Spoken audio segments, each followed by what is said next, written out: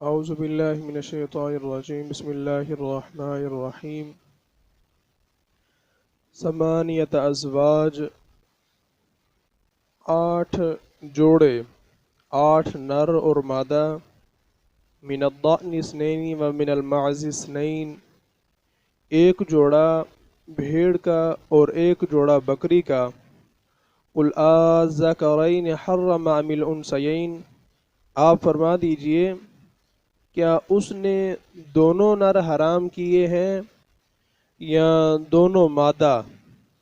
ام اشتملت علیہ ارحام الانثیین یا وہ جسے دونوں مادہ پیٹ میں لیے ہوئے ہیں، یعنی اللہ تعالیٰ نے نہ بھیڑ بکری کے نر حرام کیے، نہ ان کی مادائیں حرام کی، نہ ان کی اولاد۔ ان میں سے تمہارا یہ فعل کہ کبھی نر حرام ہوتا ہے اور کبھی جو ہے وہ تم مادہ کو حرام کہتے ہو، کبھی اس کے بچے کو، یہ سب کا سب تمہارا خود اپنے ایجاد کیا ہوا ہے اور نفسانی خواہشات کی اتباع ہے۔ کوئی حلال چیز کسی کے حرام کرنے سے حرام نہیں ہوتی، یہ تم اپنی مرضی سے ہی حلال چیزوں کو حرام کر رہے ہو۔ نبئونی بعلم ان کنتم صادقین، مجھے بتائیے، کسی علم سے بتاؤ اگر تم سچے ہو، مجھے علم کے ساتھ دلیل کے ساتھ بتاؤ کہ تم جو کبھی کہتے ہو کہ جناب اس جانور کا نر حرام ہو جاتا ہے اور اس جانور کا جو ہے مادہ حرام ہو جاتا ہے، کبھی کہتے ہو کہ اس کا حمل جو ہے، جو پیدا ہونے والا بچہ ہے وہ حرام ہو جاتا ہے، یہ ساری تخصیصات اور سارے احکام تم نے اپنی مرضی سے ہی بنائے ہیں۔ اللہ تعالیٰ نے اگر کچھ نازل کیا ہے یا تمہارے پاس کوئی دلیل ہے تو پھر پیش کرو۔ وَمِنَ الْإِبِلِ اثْنَيْنِ وَمِنَ الْبَقَرِ اثْنَيْنِ، اور ایک جوڑا اونٹ کا اور ایک جوڑا گائے کا۔ قُلْ آذَکرین حرم ام الانثیین، آپ فرما دیجئے کیا اس نے دونوں نر حرام کیے یا دونوں مادہ؟ ام اشتملت علیہ ارحام الانثیین، یا وہ جسے دونوں مادہ پیٹ میں لیے ہوئے ہیں، یعنی کہ اونٹنی اور گائے وہ جو اپنے پیٹ میں لیے ہوئے ہیں، یا وہ ام کنتم شہداء اذ وصاکم اللہ بہذا، کیا تم موجود تھے جب اللہ نے تمہیں یہ حکم دیا؟ تم اس وقت موجود تھے۔ اس آیت میں اہل جاہلیت کو جو ہے وہ جھڑکا جا رہا ہے، ان کے سرزنش کی جا رہی ہے کہ جو اپنی طرف سے حلال چیزوں کو حرام ٹھہرا لیا کرتے تھے، جن کا ذکر اوپر کی آیات میں گزر چکا ہے کہ وہ اپنی مرضی سے ہی کہ جناب اس جانور کا حمل جو ہے وہ حرام ہو جاتا ہے، اور جانور جو ہے وہ اگر اتنے بچے پیدا کر دے تو وہ اونٹنی جو ہے وہ حرام ہو جاتی ہے یا بکری حرام ہو جاتی ہے۔ تو یہ سارے احکام تم نے اپنی مرضی سے بنائے ہیں۔ جب اسلام میں احکام کا بیان ہوا تو انہوں نے نبی کریم صلی اللہ تعالی علیہ وسلم سے جھگڑا کیا۔ ان کا خطیب مالک بن عوف جشمی سید عالم صلی اللہ تعالی علیہ وسلم کی خدمت میں حاضر ہو کر کہنے لگا، یا محمد صلی اللہ تعالی علیہ وسلم، ہم نے سنا ہے آپ ان چیزوں کو حرام کرتے ہیں جو ہمارے باپ دادا کرتے چلے آئے ہیں۔ حضور نے فرمایا، تم نے بغیر کسی اصل کے چند قسمیں جانوروں کی حرام کر لیں، اور اللہ تعالیٰ نے 8 نر و مادہ اپنے بندوں کے کھانے اور ان کے نفع اٹھانے کے لیے پیدا کیے، تم نے کہاں سے انہیں حرام کیا؟ ان میں حرمت نر کی طرف سے آئی ہے یا مادہ کی طرف سے؟ کہ جو حرام ہونا ہے وہ نر کی طرف سے ہے یا مادہ کی طرف سے؟ مالک بن عوف یہ سن کر ساکت ہو گیا، خاموش ہو گیا اور حیران رہ گیا اور کچھ بھی نہ بول سکا۔ نبی کریم صلی اللہ تعالی علیہ وسلم نے فرمایا، بولتا کیوں نہیں؟ کہنے لگا، آپ فرمائیے میں سنوں گا۔ سید عالم صلی اللہ تعالی علیہ وسلم کے کلام کی قوت اور زور نے اہل جاہلیت کے خطیب کو خاموش اور حیران کر دیا، اور وہ بول ہی کیا سکتا تھا۔ اگر کہتا کہ نر کی طرف سے حرمت آئی تو لازم ہوتا کہ سارے کے سارے نر پھر حرام ہو جاتے، اور اگر کہتا کہ مادہ کی طرف سے حرمت آئی ہے تو یہ بھی ضروری ہوتا کہ ہر ایک مادہ جو ہے وہ حرام ہو جاتا، اور اگر کہتا جو پیٹ میں ہے وہ حرام ہے تو پھر پیٹ میں جو ہے وہ سارے کے سارے ہی حرام ہو جاتے، کیونکہ جو پیٹ میں رہتا ہے وہ نر بھی ہو سکتا ہے، وہ مادہ بھی ہو سکتا ہے۔ تو تخصیص قائم کرتے تھے وہ اپنی مرضی سے، اور بعض کو حلال سمجھتے، بعض کو حرام قرار دیتے۔ اس حجت نے ان کے اس دعویٰ کو، اس دعوی تحریم کے حرام ہونے کو جو دعویٰ تھا کہ یہ جانور جو ہے اتنی عمر میں حرام ہو جاتا ہے، یہ جانور اتنے بچے پیدا کرے تو حرام ہو جاتا ہے، یہ جو حرام ہونے کا ان کا دعویٰ تھا، اس کو حضور کی اس حجت نے، دلیل نے باطل قرار دیا۔ باطل کرنے کے بعد اس پر مزید یہ کہ ان سے یہ دریافت کرنا کہ اللہ نے نر حرام کیے ہیں یا مادہ یا ان کے بچے، یہ منکر نبوت، جو نبوت کا منکر ہے اور اس کا مخالف ہے، اس کو اقرار نبوت پر مجبور کرتا ہے، کہ جو نبوت کا منکر ہے اس کو نبوت کا اقرار کرنے پر مجبور کرتا ہے، کیونکہ جب تک نبوت کا واسطہ نہ ہو، اللہ تعالیٰ کی مرضی اور اس کا کسی چیز کو حرام فرمانا یہ کیسے معلوم کیا جا سکتا ہے؟ نبی بتائے گا تو پتہ چلے گا کہ اللہ تعالیٰ نے اس چیز کو حرام قرار دیا ہے، اس چیز کو حلال قرار دیا ہے، تو نبی کا واسطہ اور وسیلہ جو ہے یہ ضروری ہے۔ تو جو نبوت کا منکر ہے، حضور کی اس دلیل سے وہ بالکل زچ ہو چکا ہے اور مجبور ہو چکا ہے کہ وہ نبی کریم صلی اللہ تعالی علیہ وسلم کو واسطہ اور وسیلہ تسلیم کرے۔ تو چنانچہ اگلے جملہ نے اس کو صاف جو ہے وہ واضح کر دیا کہ ام کنتم شہداء اذ وصاکم اللہ بہذا، یا تم منکر نبوت ہو اور احکام اپنی مرضی سے ہی جو ہے وہ بناتے ہو اور پھر کہتے ہو کہ اللہ نے یہ حکم دیا ہے۔ کیا تم موجود تھے جب اللہ نے تمہیں یہ حکم دیا؟ تم جو کہتے ہو کہ اللہ تعالیٰ نے یہ حکم دیا ہے، تم اس وقت موجود تھے اللہ کے ہاں،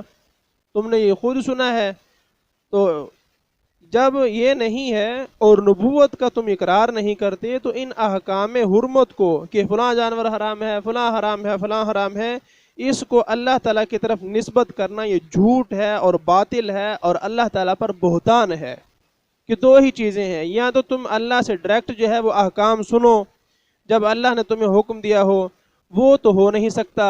یا دوسری چیز جو ضروری ہے کہ حضور کے وسیلے سے جو ہے وہ تمہیں احکام پہنچیں، نبی جو ہے وہ تمہیں بتائے، اور نبوت کو تم مانتے نہیں ہو۔ جب دونوں چیزیں ختم ہو گئیں تو فلاں جانور حرام ہے، فلاں حرام ہے، یہ صرف اور صرف جھوٹ ہے اور بہتان ہے، اس کے علاوہ اس کو کوئی بھی حیثیت نہیں ہے۔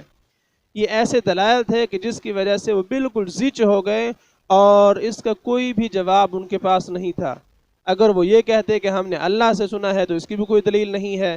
اور نبوت کو وہ ویسے مانتے ہی نہیں ہیں، تو اس وجہ سے وہ بالکل خاموش ہو گئے۔ فمن اظلم ممن افترى على الله كذبا ليضل الناس بغیر علم، تو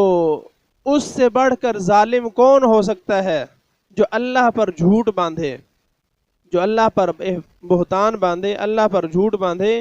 کہ لوگوں کو اپنی جہالت سے گمراہ کرے، تاکہ وہ لوگوں کو بغیر علم کے جو ہے وہ گمراہ کرتا پھرے، اور اللہ پر بہتان باندھے کہ اللہ نے جن چیزوں کو حرام قرار نہیں دیا یہ لوگوں کو گمراہ کرنے کے لیے بغیر علم کے ان کو حرام کہتا رہے، تو فرمایا کہ اس سے بڑا ظالم کون ہو سکتا ہے۔ آیت کے اس حصے پر خصوصی توجہ کی ضرورت ہے کہ لوگوں کو بغیر علم کے گمراہ کرنے کے لیے جو اللہ پر بہتان باندھتا ہے کہ اللہ نے تو ان چیزوں کو حرام کرنے کے لیے قرآن کی کوئی آیت نازل نہیں کی، کوئی حکم نازل نہیں فرمایا، نبی کریم صلی اللہ تعالی علیہ وسلم نے بھی اس چیز کو حرام قرار دینے کے لیے کوئی حکم نہیں فرمایا، لیکن یہ اپنی مرضی سے لوگوں کو گمراہ کر رہا ہے، نہیں جی یہ بھی حرام ہے، یہ بھی حرام ہے، یہ بھی حرام ہے۔ فرمایا کہ سب سے بڑا ظالم یہ ہے جو اللہ پر بہتان باندھ رہا ہے کہ اگر یہ چیزیں حرام تھیں تو پھر اللہ کی طرف سے جو نازل کردہ دلیل ہے وہ کہاں ہے، یا نبی کریم صلی اللہ تعالی علیہ وسلم کا فرمان جو ہے وہ کہاں ہے۔ تو اس وجہ سے بغیر علم اور بغیر دلیل کے اپنی مرضی کے ساتھ کہنا کہ نہیں جی یہ حرام ہو جاتا ہے، یہ جانور حرام ہو جاتا ہے، اور اللہ کرے میں جہاں تک آپ کو لے جانا چاہتا ہوں آپ اللہ کرے وہاں تک پہنچ چکے ہوں، کہ ہم پر اعتراض ہوتا ہے نا کہ 11ویں شریف کا جانور حرام ہے، جناب میلاد کے نام پر جانور رکھ لیا وہ حرام ہے، تو اس کی دلیل کہاں ہے؟ اللہ نے کیا یہ بتایا ہے کہ جو جانور حضور غوث پاک کے اصال ثواب کے لیے جو ہے وہ پال لیا جائے اور وہ جو ہے وہ حرام ہو جاتا ہے، یا جناب میلاد کے نام پر جانور کو پال لیا جائے تو وہ حرام ہو جاتا ہے؟ کیا اللہ نے اس چیز کا حکم دیا ہے؟ نبی کریم صلی اللہ تعالی علیہ وسلم نے فرمایا ہے کہ یہ چیز حرام ہو جاتی ہے؟ جو ختم شریف پڑھ لیں تو کھانا حرام ہو جاتا ہے، کیا قرآن پاک میں اس چیز کا ثبوت ہے کہ اللہ نے یہ حکم دیا ہے کہ ختم پڑھ لیں گے تو قرآن کہتا ہے کہ وہ چیز حرام ہو جائے گی، جب قرآن پاک میں اللہ رب العزت نے حکم نہیں دیا، نبی کریم صلی اللہ تعالی تبارک وسلم نے نہیں فرمایا، تو اپنی مرضی کے ساتھ بغیر علم کے لوگوں کو گمراہ کرنے کے لیے جو یہ کام کرتا ہے وہ سب سے بڑا ظالم ہے۔ یہ ہے نتیجہ۔ ان کا بھی زمانہ جاہلیت کے لوگوں کا بھی یہ عمل تھا، قرآن و سنت کو نہیں ماننا، اور نبی کے جو ہے وہ وسیلے کو نہیں مانتے تھے، آپ کی نبوت کا انکار کرتے تھے، لیکن اپنی مرضی کے ساتھ جناب یہ جانور جو ہے یہ بھی حرام ہے، اور یہ جانور اس عمر کو پہنچ جائے تو یہ بھی حرام ہے، نر کی طرف سے جناب اتنی دفعہ جو ہے یہ حاملہ کر دے تو یہ حرام ہو جاتا ہے، مادہ جو ہے وہ اتنے بچے جان لے تو یہ حرام ہو جاتا ہے، اپنی مرضی کے ساتھ بغیر کسی دلیل کے۔ تو فرمایا کہ اس سے بڑھ کر ظالم کون ہے؟ جو اللہ پر بہتان باندھ رہا ہے کہ اللہ نے تو ان چیزوں کو حرام قرار نہیں دیا، یہ اپنی مرضی سے ہی بغیر علم کے لوگوں کو گمراہ کر رہے ہیں اور کہتے ہیں کہ نہیں جی یہ حرام ہو جاتا ہے، یہ حرام ہو جاتا ہے۔ ان اللہ لا یہدی القوم الظالمین، بے شک اللہ رب العزت ظالموں کو راہ نہیں دیتا، اللہ رب العزت ظالموں کو راستہ نہیں دکھاتا، اللہ رب العزت ظالم قوم کو جو ہے وہ ہدایت عطا نہیں کرتا۔ تو اس وجہ سے باز آنا چاہیے ایسے لوگوں کو جو قرآن و سنت کے خلاف محض اپنی مسلک کی بنیاد پر اور اپنے عقیدے کی بنیاد پر بغیر دلیل کے کہتے ہیں کہ یہ چیزیں جو ہیں وہ حرام ہو جاتی ہیں۔ لہٰذا یاد رکھیے گا، نہ قرآن پڑھنے سے کھانا حرام ہوتا ہے، اگر قرآن پڑھنے سے ہی کھانا حرام ہو گیا ہے تو بتائیں حلال کس چیز سے ہوگا؟ ذرا توجہ کے ساتھ سوچنے کی ضرورت ہے۔ ختم شریف میں کیا ہے؟ قرآن پاک ہی پڑھا جاتا ہے، اور اگر قرآن پڑھنے سے کھانا جو ہے وہ حرام ہو جاتا ہے جو اللہ کا نازل کردہ کلام ہے، تو بتائیے حلال کس چیز سے ہوگا؟ اللہ کا نام لینے سے ہی کھانے حرام ہونا شروع ہو گئے تو حلال کیسے کریں؟ تو اس وجہ سے یہ ایسی جو باتیں ہیں یہ سوائے جہالت کے ان کا کوئی سر پیر نہیں ہے۔ قرآن کی کوئی ایک آیت بھی نہیں دکھا سکتے کہ جس میں لکھا ہو کہ ختم شریف پڑھنے سے کھانا حرام ہو جاتا ہے، حضور غوث پاک کے نام پر جانور پال لیں تو وہ جانور حرام ہو جاتا ہے، میلاد شریف کے نام پر پال لیں تو وہ جانور حرام ہو جاتا ہے۔ نہ قرآن پاک کی کوئی ایک آیت قیامت تک دکھا سکتا ہے، اور نہ کوئی ایک حدیث رسول جو ہے وہ دکھا سکتا ہے کہ حضور نے اس بارے میں کوئی حکم ارشاد فرمایا ہو۔ جب قرآن بھی اس معاملے میں خاموش ہے، حدیث بھی خاموش ہے، تو پھر صرف لوگوں کو اپنی مرضی سے بغیر علم کے گمراہ کرنا یہ بہت بڑا ظلم ہے، اور اللہ پھر ظالموں کو ہدایت نہیں دیتا، وہ ایسے ہی خود بھی گمراہ ہوتے ہیں، ساتھ دوسروں کو بھی گمراہ کرتے ہیں۔ تو ایسے لوگوں سے بچیں کہ جن کی وجہ سے ہمارا عقیدہ خراب ہو اور ہمارا عمل جو ہے وہ خراب ہو، تو ایسے لوگوں سے بچنے کی ضرورت ہے۔ ان لوگوں کے ساتھ آپ بیٹھیں، ان لوگوں کو سنیں کہ جو دلائل کی روشنی میں بات کرتے ہوں، جن کی بات جو ہے وہ عقل میں بھی آئے، سمجھ میں بھی آئے کہ قرآن پڑھنے سے برکت تو نازل ہوتی ہے، یہ تو سمجھ میں آتا ہے، اللہ کی رحمت تو نازل ہوتی ہے، اس میں اللہ شفا تو پیدا فرما دیتا ہے، کیونکہ قرآن پاک میں موجود ہے وَنُنَزِّلُ مِنَ الْقُرْآنِ مَا هُوَ شِفَاءٌ وَرَحْمَةٌ لِّلْمُؤْمِنِينَ۔ قرآن جو ہے اللہ نے یہ تو مومنین کے لیے بطور شفا اور بطور رحمت جو ہے وہ نازل کیا ہے۔ جہاں پر آپ قرآن پڑھیں گے اللہ اس مقام پر رحمتوں کا نزول فرمائے گا، جس چیز پر آپ پڑھ کر دم کریں گے اللہ اس میں جو ہے وہ شفا کو پیدا فرما دے گا۔ یہ تو قرآن سے ثابت ہے اور سمجھ آتا ہے، اور بہرحال یہ سمجھ سے بالا تر ہے کہ آپ قرآن پڑھیں گے تو چیز حرام ہو جائے گی، یہ عقل سے ماورا ہے، اور ایسے لوگوں کی باتیں جو ہیں وہ دلائل سے خالی ہیں۔ اللہ رب العزت ایسے لوگوں سے ہمیں بچ کر اپنے ایمان کی حفاظت کی توفیق عطا فرمائے، اور اس کے صدقے ہماری مغفرت